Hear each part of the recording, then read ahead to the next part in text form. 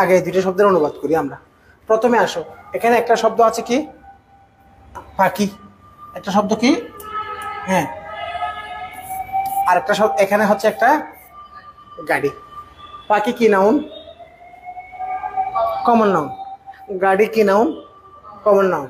তাহলে কমন নাউনকে ব্যবহারের কয়টা পদ্ধতি? দুইটা।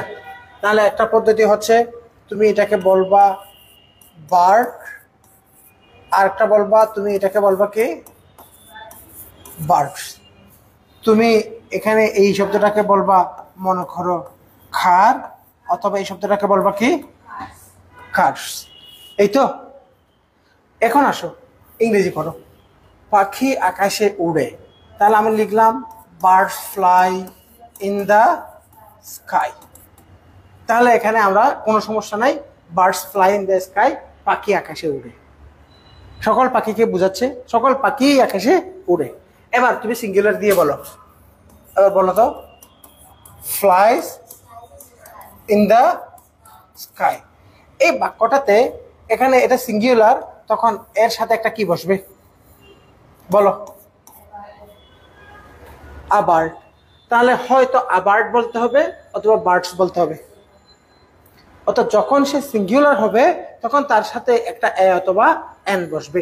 এই যে পাখি, এই পাখি শব্দের মধ্যে কি আমি এক বা একটি এমন কোনো বাংলা বলেছি? আবার আমি কি বলার সময় বলেছি পাখিগুলো আকাশে উড়ে, পাখিরা আকাশে উড়ে বলেছি?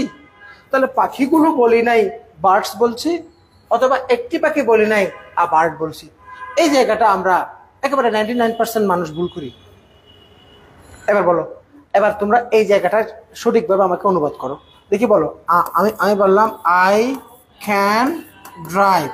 এবার এখানে কি হবে? কার্স। আর এখানে কি হবে? আকার। এখানে একটা কি বসবে? আ। তাহলে এবং এখানে কি আমি বলার সময় বলেছি আমি একটি গাড়ি চালাতে পারি? আবার আমি কি বলার সময় বলেছি আমি গাড়িগুলো চালাতে পারি? বাংলা অনুবাদ হচ্ছে গাড়ি, কিন্তু ইংরেজি লেখার সময় হয়তো তুমি বলবা আকার অথবা তুমি বলবা কি? কার্স। এই কনসেপ্ট ক্লিয়ার হলো? তাহলে নাউন যত আছে সকল নাউনের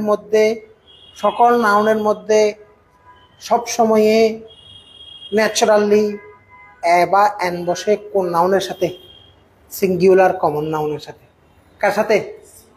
কথা শেষ হয় না কিন্তু, কথা মাত্র শুরু। এখান থেকে শুরু করে অন্যান্য নাউনের সাথে যত ঝামেলা, এগুলো একটা একটা কথাই এই উদাহরণের মাধ্যমে আমরা সামনে দিকে আগাবো।